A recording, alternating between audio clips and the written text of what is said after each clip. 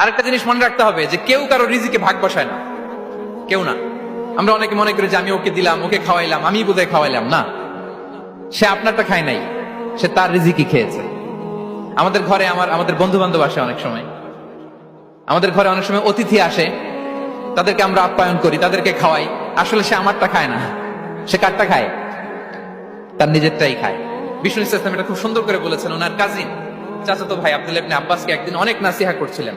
করতে করতে এক পর্যায়ে তিনি বললেন, ওয়া আলাম, ইবনে আব্বাসকে বলছেন, ওয়া আলাম আন্না মা আসাবাকা লাম ইয়াকুন লিইখতিআক ওয়া মা আখতাআকা লাম ইয়াকুন লিইউসিবাক।